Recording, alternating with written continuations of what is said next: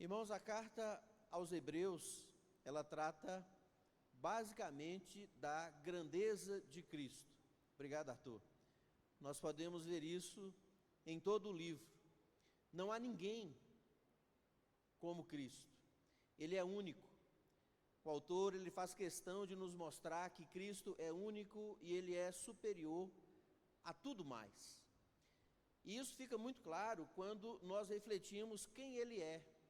E o autor, ele nos mostra quem é o Senhor Jesus Cristo, dos capítulos 1 até o capítulo 7. E também, quando nós consideramos o que ele fez, é o que o autor está tratando a partir do capítulo 8, verso 1. Então, a divisão básica do livro é essa, capítulos 1 a 7, quem é Jesus, a partir do capítulo 8, o que Jesus fez. Esse ainda é o tema da passagem que nós vamos pensar nessa noite, do texto que nós vamos expor nessa noite. É o que Jesus fez. E, por incrível que pareça, o autor aqui nesse início do capítulo 10, ele não traz nenhuma novidade para nós. Ele gasta tempo ressaltando, aplicando aquilo que ele tem dito desde o início do capítulo 8. Ele não traz nada novo. Ele vai ressaltar, por se tratar de algo tão importante, e ele vai aplicar aquilo que ele vem falando. Ele fala aquilo que ele já disse, mas ele vai falar de uma maneira um pouco diferente aquilo que ele já falou. Então, por que ele está fazendo isso? Por que ele está enfatizando tanto essa questão? Porque ele não quer que aqueles hebreus, assim como ele não quer que nós, deixemos de entender o significado. E qual é o significado? O significado é o que o Senhor Jesus Cristo fez é infinitamente superior. O que Jesus fez é superior à aliança, é superior ao sacerdócio, aos sacrifícios que aqueles hebreus estavam pensando em retornar a eles. Ele está dizendo, vocês se retornarem, estão deixando, ou estão retornando para algo inferior, porque Jesus, ele é infinitamente superior. Então, o ensino dele, aqui, é que em Cristo, o crente, ele recebe perdão completo de seus pecados e de uma vez para sempre, ele é reconciliado com Deus. Como é que ele nos diz isso? Ele começa dos versos 1 a 4, ele vai repetir uma verdade que ele já nos disse, e ele vai aqui mais uma vez nos dizer que os sacrifícios antigos, ou os sacrifícios da antiga aliança não resolviam o maior problema do homem, que é o pecado. Os sacrifícios antigos não resolviam o problema do pecado. Olha só como é que ele começa, primeira parte do verso 1. Ele diz, ora, sendo a lei sombra dos bens futuros e não a imagem exata das coisas boas. Vamos parar aqui um pouquinho. Pensa nisso. Pensa nos sacrifícios do Antigo Testamento que o autor ele vem falando para nós. Eram sombras. Aqueles sacrifícios que eram feitos na antiga aliança, eles eram representações, eram figuras terrenas apenas, de realidades espirituais e melhores. Então falavam de coisas melhores que haviam de vir, mas não eram essas coisas melhores. Vamos prosseguir? A partir do final do verso 1.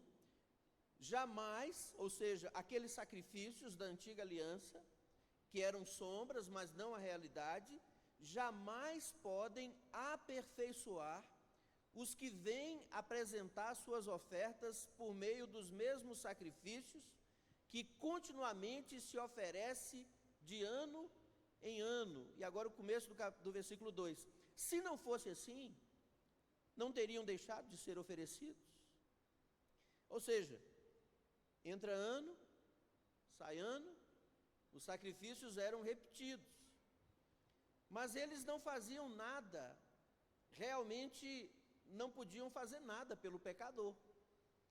Na verdade, os sacrifícios, eles não tratavam do pecado daquelas pessoas. Se tivessem feito aqueles sacrifícios algo realmente permanente, algo eficaz, se aqueles sacrifícios da antiga aliança tivessem provido o perdão, então eles não teriam que ser repetidos. Então, imagina que você está com uma tosse terrível, e essa tosse ela não passa. E aí eu te dou um remédio, ofereço um vidrinho de remédio para você e falo com você, olha, toma isso, você vai ficar curado. E aí você toma e não para de tossir. E aí você toma de novo e continua tossindo. E toma mais uma vez e continua com a tosse. Passaram-se vários anos, você continua tomando o remedinho que eu te dei e continua tossindo. Do que adianta esse remédio? De nada. Então, prova de que ele não cumpriu o verdadeiro propósito é que você continua tossindo, apesar de estar se medicando. Então, tudo que o remédio faz é te lembrar que sua tosse realmente precisa ser tratada. Então, vamos lá. Terminando o verso 2. Pois se os adoradores tivessem sido purificados de uma vez por todas, nunca mais teriam consciência do pecado. Verso 3. Porém, por meio desses sacrifícios, se faz recordação dos pecados a cada ano. Olha o que o autor está lembrando. Se os sacrifícios do Antigo Testamento, realmente, se eles tivessem tratado do pecado, as consciências teriam sido purificadas. E isso nunca aconteceu. Tudo o que os sacrifícios faziam era lembrar aquelas pessoas constantemente seu pecado e sua necessidade de purificação. Cada vez que eles viam o sacrifício, então eles eram lembrados da gravidade do pecado, e por causa do pecado ser tão grave, eles precisavam de uma purificação. Sangue estava sendo derramado por causa do pecado deles. E quando eles olhavam um sangue que não tinha nada a ver com o pecado deles sendo derramado, eles então enxergavam como que o pecado leva o ser humano a uma condição tão terrível e da necessidade de purificação que ele precisa. Então, no antigo sistema, os adoradores, eles continuavam sem perdão, com exceção do fato de que era despertada a fé em alguns deles. Então, o autor aos Hebreus diz que a mesma palavra pregada a nós foi pregada a eles. Então, conforme nós já vimos, quando essa fé era despertada deles, eles passavam a depender de um sacrifício que ainda iria acontecer, no caso da velha aliança. E eles obtinham a purificação dos pecados por meio da fé que eles tinham no sacrifício que iria acontecer. Então nós já vimos isso, ficou muito claro. Todo mundo que é salvo pelo sacrifício de Jesus. Antes de Jesus se oferecer em sacrifício, aqueles que foram salvos porque olharam para frente, para o sacrifício que iria acontecer. Nós que fomos salvos depois que Jesus se ofereceu em sacrifício, nós fomos salvos porque nós olhamos para trás para o que Jesus fez. Mas a salvação está em Cristo. Ele diz no verso 4, olha o que ele diz: pois é impossível que o sangue de touros e de bodes apague pecados. E ele não tem razão? É um fato claro, irmãos, que o derramamento de sangue de animais não consegue tratar do pecado que nos separa de Deus e que nos destina do inferno. Então, como é que poderia você matar um animal e ter o seu pecado purificado? O sangue de um bode, de um boi ser derramado e isso te livrar do inferno? Não pode, não é? Como é que qualquer coisa parecida com isso pode remover o pecado de alguém? É uma impossibilidade. E o reconhecimento disso, de que os sacrifícios antigos não provêm perdão do pecado, nos prepara para o que o autor vai dizer agora, dos versos 5 a 10. E ele nos diz agora que o sacrifício de Cristo, esse sim, esse é eficaz diante da real necessidade do pecador.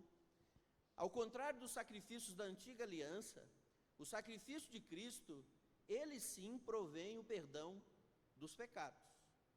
Então, em contraste com isso que nós acabamos de ver, o sacrifício do Senhor Jesus Cristo na cruz, ele vai nos mostrar que foi plenamente capaz de realizar aquilo que nenhum sacrifício de animais poderia fazer.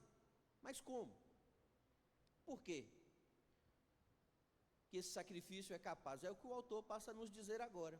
Olha o que ele diz aí, versos 5, 6 e 7.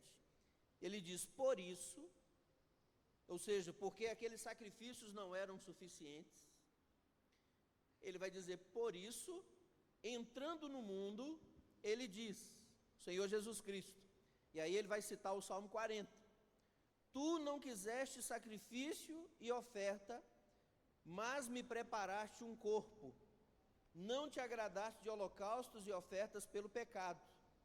Então eu disse, estou aqui, no rolo do livro está escrito a meu respeito para fazer, ó Deus, a tua vontade. O que o autor está dizendo? Para explicar esse ponto, o autor ele vai citar o Salmo 40, especificamente dos versos 6 até o verso 8. As palavras desse salmo são messiânicas. É um salmo messiânico. É um salmo que se refere a alguma realidade da vida do Messias que viria.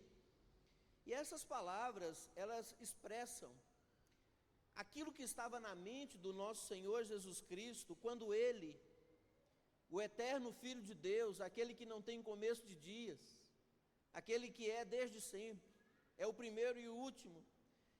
As palavras descrevem aquilo que estava na mente dele, quando ele veio ao mundo como homem, o Filho do homem, nascido de mulher.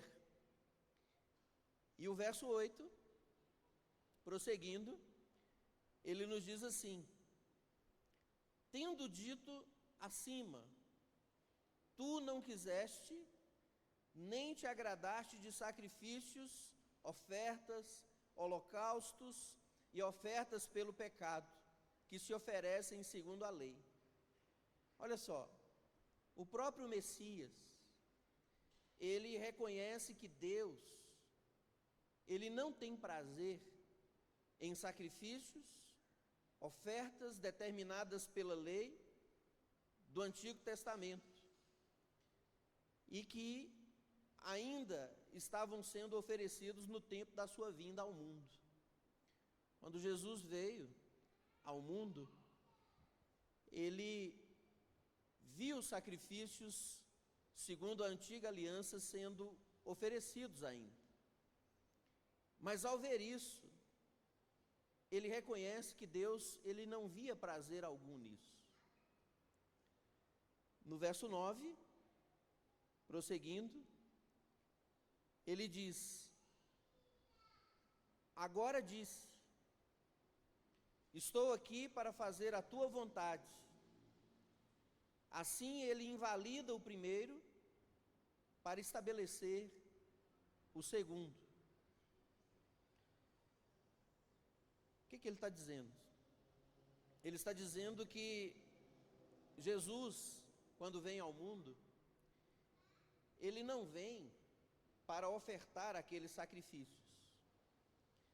Ele está dizendo que Jesus, ele vem sim fazer a vontade de Deus. Ele não tem interesse em sacrifícios. Todo o propósito dele de vir ao mundo é o de fazer a vontade de Deus. Estou aqui para fazer a sua vontade. Então ele está invalidando o primeiro para estabelecer o segundo. Verso 10, prosseguindo, diz, é nessa vontade que fomos santificados pela oferta do corpo de Jesus Cristo, feita de uma vez por todas. O que o autor está nos mostrando aqui, irmãos? que não é mediante o sacrifício de animais, mas é por Cristo ter entregue a si mesmo para realizar a vontade de Deus, que homens e mulheres são separados para pertencer a Deus. Alguém torna-se um filho de Deus e passa a pertencer a Deus, não é através de sacrifício de animais, é através do sacrifício do próprio Senhor Jesus Cristo, é porque Ele se entregou. Não é pelo sacrifício de animais, é pela oferta voluntária de seu corpo que Cristo, de uma vez para sempre, realizou a redenção. Aquilo que os sacrifícios antigos não poderiam fazer, o Senhor Jesus Cristo fez. O que o autor está dizendo aqui, irmãos, é muito claro. Ele está dizendo que a vontade de Deus para o Messias era que ele fizesse plena expiação pelo pecado, é que ele pagasse o preço devido pelo pecado. E isso exigia um sacrifício. Isso exigia um derramamento de sangue. Por isso, e assim que aconteceu, que foi dado a ele um corpo. É o que o autor nos diz aqui. Foi preparado para ele um corpo para que ele pudesse sofrer. E em seu sofrimento, em sua morte, a vontade de Deus foi cumprida. Lembram-se da oração de Jesus, quando ele estava no Getsêmani? Ele ora 3 vezes. Ele diz: Pai, se for possível, passa de mim esse cálice. E qual era o cálice? Que Jesus se oferecesse em sacrifício pelos pecados, como expiação pelos pecados. Mas ele diz: mas que seja feita a sua vontade, e não a minha. E a vontade do Pai é essa, que o Filho fosse entregue por expiação dos pecados. Então foi assim que a segunda e melhor aliança passou a operar. Por isso, irmãos, o crente, ele foi purificado e separado para Deus, mediante a oferta do corpo do Senhor Jesus Cristo, de uma vez para sempre. Foi feita uma expiação, e essa expiação, ela agrada perfeitamente ao Deus Santo. Em nada deixa a desejar, em nada fica devendo. Então, dessa forma, e não mediante os sacrifícios de animais, é que essa redenção foi provida. Então, a única expiação eficaz que existe está na obra de Cristo. Não está em qualquer outro sacrifício. Não está em sangue de animais, em sacrifícios da antiga aliança. Não está em nenhum outro lugar.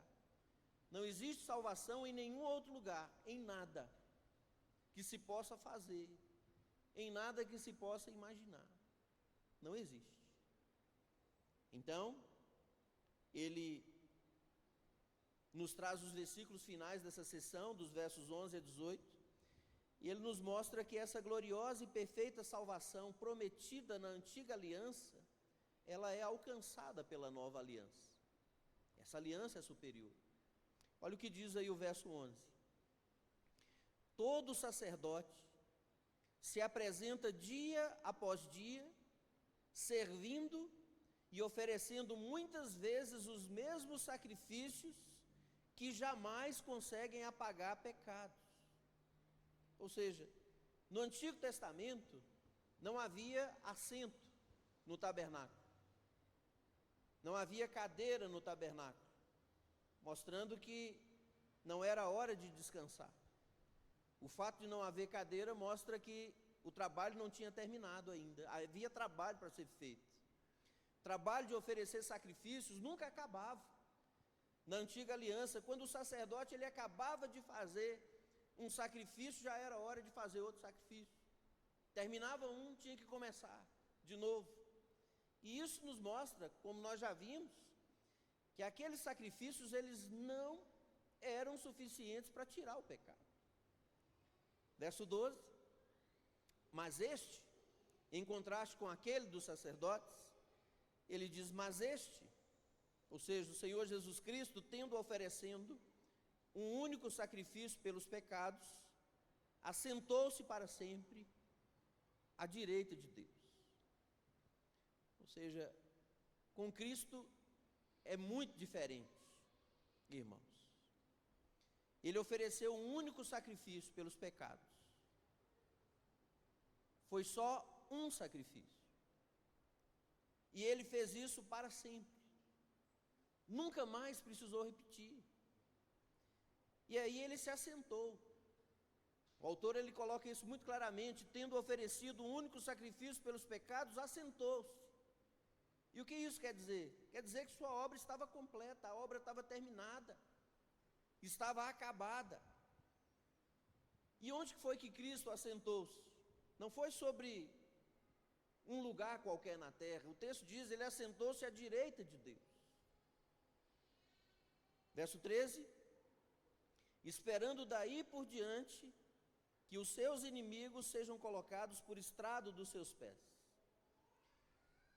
Então, meus irmãos, Cristo ele está sentado no lugar de maior autoridade.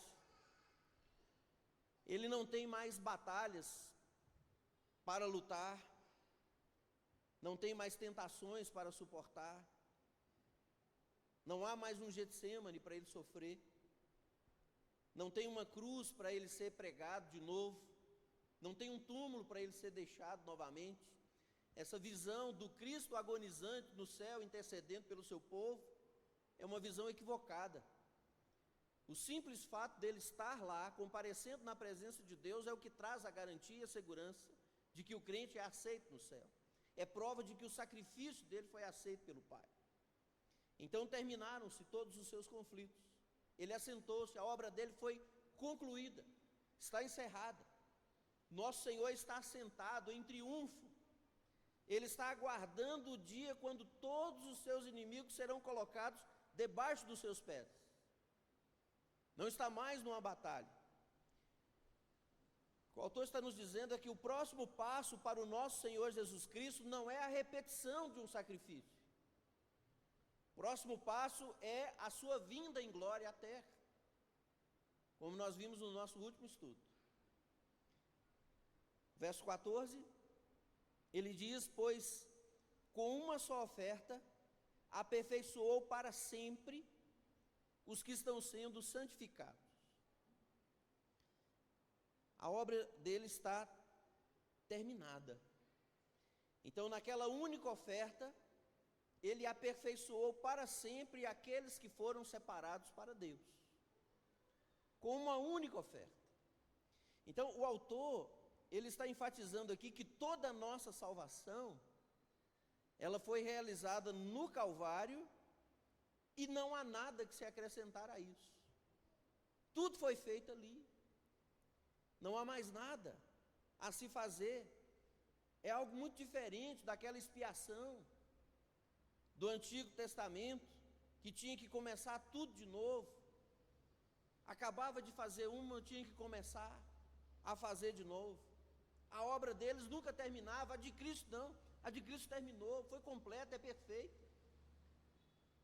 Veja como ele caminha para o final, versos 15 a 17.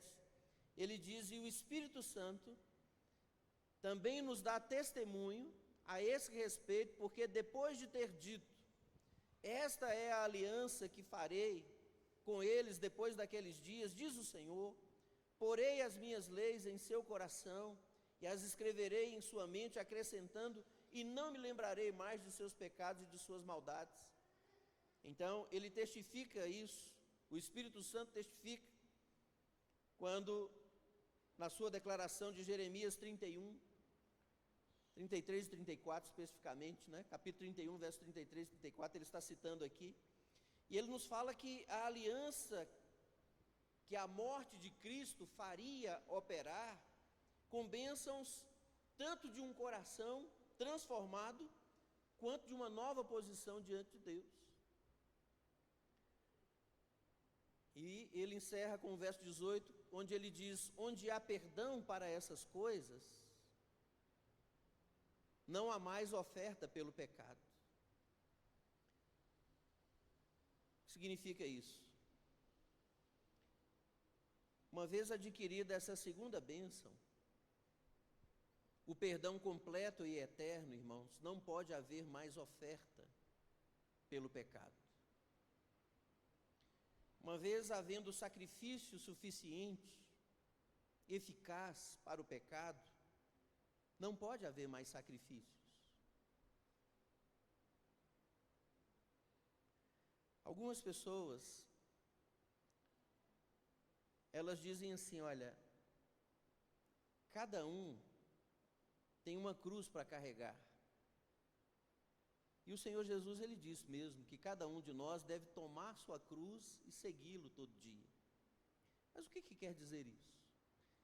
Algumas pessoas pensam nisso como se fosse um sacrifício que nós devemos fazer para contribuir ou para manter a salvação. Mas não é nada disso. A cruz que nós temos que carregar é exatamente a morte com Cristo para esse mundo. Porque, havendo o sacrifício perfeito, irmãos, não há necessidade de outro sacrifício. Uma vez que o preço total foi pago, o que precisa mais pagar? Se você vai numa loja e compra algum produto, e você paga pelo produto, o que mais precisa ser pago? É o que o autor está dizendo aqui. A cruz acaba com todos os sacrifícios que foram instituídos no Antigo Testamento. Torna tudo isso superficial, desnecessário. Então serviam bem como sombras. Tudo aquilo que acontecia nos rituais da antiga aliança eram apenas sombras apontando de uma maneira muito ofuscada para aquilo que viria no futuro. Mas não tinha outro valor além desse, porque não podia apagar pecado de ninguém. E o tempo terminou. Prova disso é que Jesus disse que do templo não haveria fruto mais. Jesus disse: olha, não esperem mais nada desse lugar onde se sacrifica animais. Ele diz para os seus discípulos: olha, creia em Deus, creia em mim. O que vocês pedirem ao Pai em meu nome, o Pai concederá. Não é mais através de sacrifícios. Então nós devemos rejeitar, meus irmãos, com muita firmeza, qualquer sugestão de que ainda haja sacrifícios a serem oferecidos novamente. Não há. A Igreja Católica Romana, ela diz que a missa, eu já falei sobre isso aqui, a missa não é mera lembrança do Calvário. Eu vou ler como exatamente eles ensinam. É pequeno. A afirmação da Igreja Católica Romana é a seguinte: a missa não é mera lembrança do Calvário, mas sim a representação da morte de Cristo, a continuação do seu sacrifício e em si mesma o próprio sacrifício. Ou seja, em cada ritual, Cristo é sacrificado no pensamento deles. E quando nós analisamos isso, à luz do ensino do autor, aqui na carta aos Hebreus, nós podemos dizer que isso é heresia. E não só heresia, isso é uma blasfêmia. Dizer que Cristo ele é sacrificado naquele momento ritual, onde um pedaço de pão é o seu corpo, e um bocado de vinho é o seu sangue. Nenhuma igreja cristã, irmãos, deve ter lugar para sacerdotes e nem altares ou sacrifícios. Isso aqui não é altar, Algumas pessoas chamam essa parte da frente aqui da igreja de altar. Isso não é altar. Nós não temos altares. O nosso altar foi a cruz, onde o sacrifício foi oferecido. Nós não temos lugares para altares. Não temos lugares para sacrifícios. Mas é muito fácil apontar o dedo para a igreja de Roma, não é? Mas o que nós podemos dizer que de igrejas evangélicas que defendem que haverá um momento futuro onde os sacrifícios do Antigo Testamento serão oferecidos de novo? Porque há igrejas evangélicas que ensinam isso e alimentam isso. Mas eles procuram justificar, diz, não, são só sacrifícios memoriais, é um sacrifício que olha para trás, para a cruz, assim como eles olhavam para frente naquela época, agora nós vamos fazer olhando para trás. Na melhor das hipóteses, isso é especulação, mas na verdade isso é um erro grave, grave. Porque o próprio Cristo instituiu o cerimonial, o memorial da sua morte. E qual foi o memorial que Cristo instituiu da sua morte? A ceia. Ele mesmo, façam isso em memória de mim, até que Ele volte. Então nada mais é necessário, meus irmãos, nada mais é esperado. Qualquer volta a sacerdotes, sacrifícios, ritos do Velho Testamento é um enorme ato de desobediência. As igrejas, muitas igrejas chamadas cristãs estão voltando a práticas judaicas, celebrando Páscoa judaica, comendo ervas amargas, pão sem fermento, cordeiro assado, trazendo arcas, candelabros, e aí vai. E erguendo seus sacerdotes, aqueles que são os mediadores entre Deus e a igreja. Isso não existe, isso é tudo bobagem. Qualquer volta a sacerdotes, sacrifícios, ritos do Velho Testamento é desobediência a Cristo. É negar o fato de que não há lugar para a antiga aliança, uma vez que a nova aliança foi instituída. Deu lugar para a nova. Então, o autor, ele provou aqui o seu ponto. E qual é o seu ponto? Que a obra de Cristo é infinitamente superior àquilo para o que os hebreus queriam voltar. Então, Cristo, ele é superior em sua pessoa, em quem ele é. Cristo é superior em sua obra, naquilo que ele fez. Então, será que nós compreendemos as implicações disso para a nossa vida? Por que o autor está repetindo? Por que ele está frisando? Será que nós entendemos isso? Nada mais é necessário, irmãos, para nós sermos aceitos por Deus.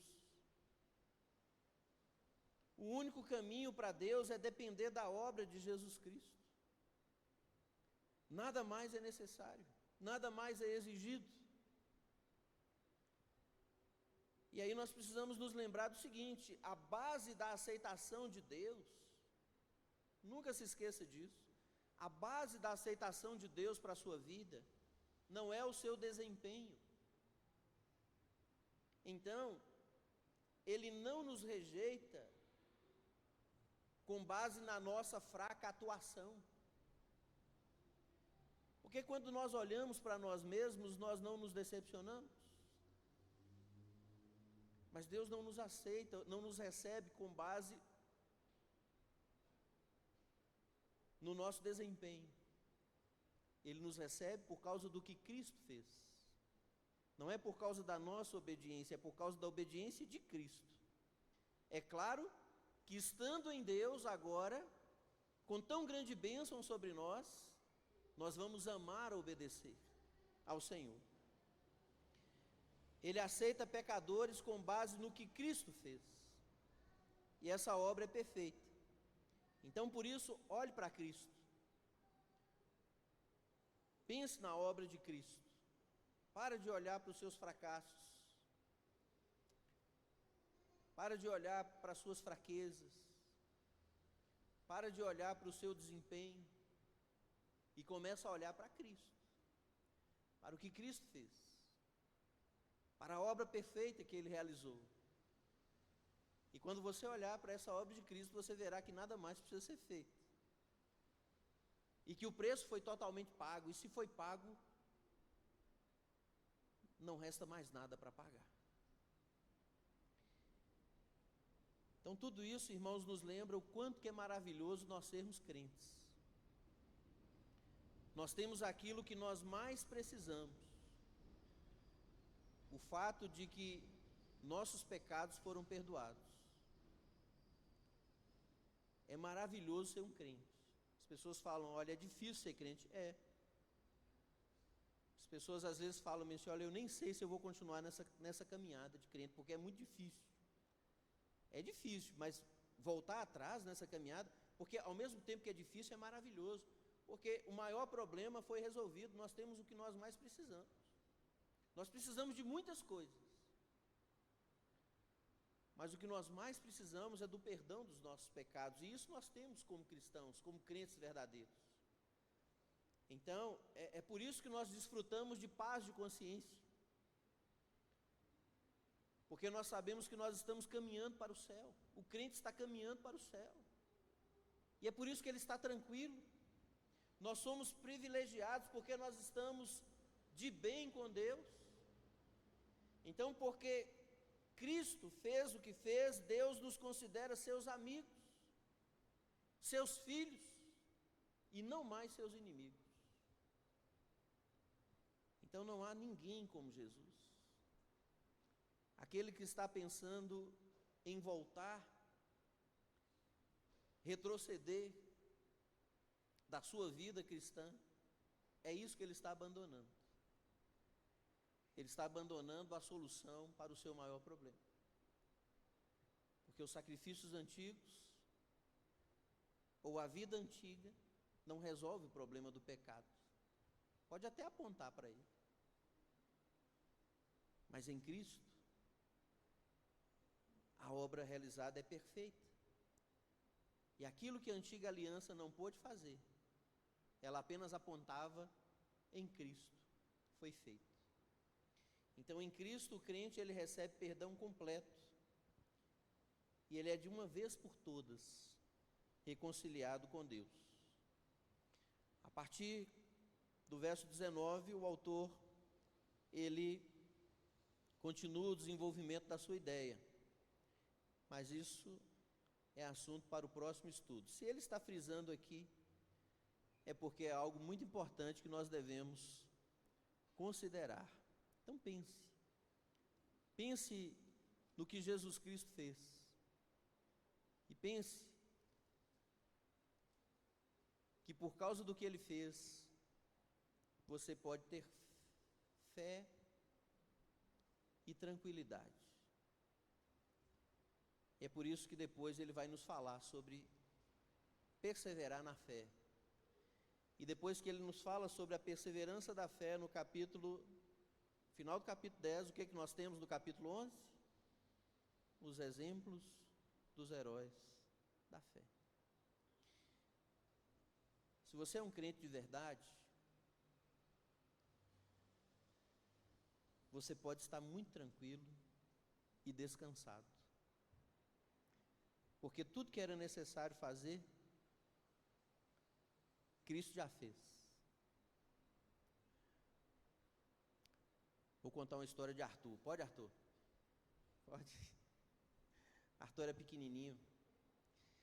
E nós fomos viajar de férias. E na época, nós fizemos um bom pacote de férias, não foi? Era aniversário de 15 anos de Sofia. Demos um presente para ela, uma viagem bacana. E criança a gente tem que ficar de olho, né? Porque senão estoura o orçamento. Mas já estava tudo tranquilo, tudo acertado daqui. Eu falei, Arthur, quando chegar lá, você pode comer o que você quiser, beber o que você quiser, porque papai já pagou tudo daqui. E a gente estava almoçando um dia, e uma moça muito educada perguntou para ele, você quer que pegue refrigerante para você? E o que foi que ele respondeu? Pode deixar que eu mesmo pego, meu pai já pagou tudo lá de Montes Claros.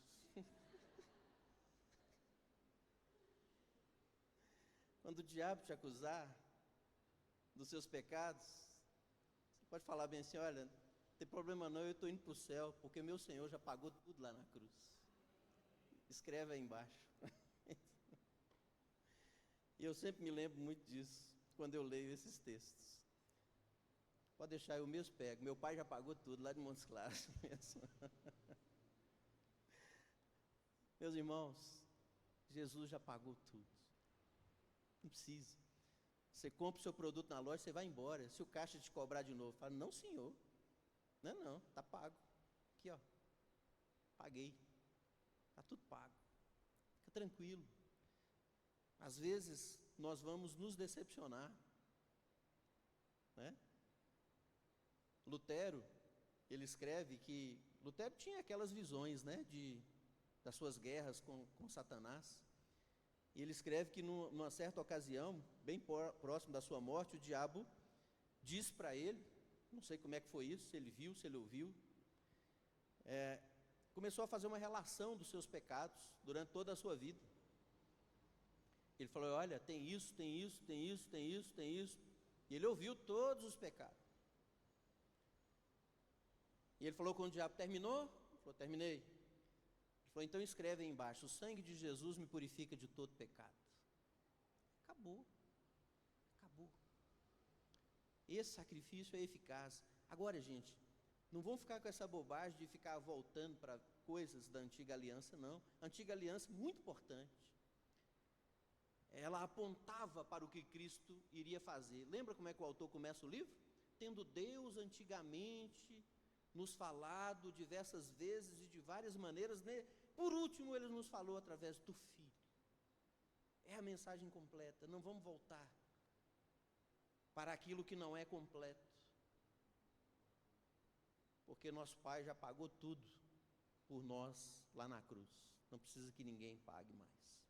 Vamos orar, vamos agradecer.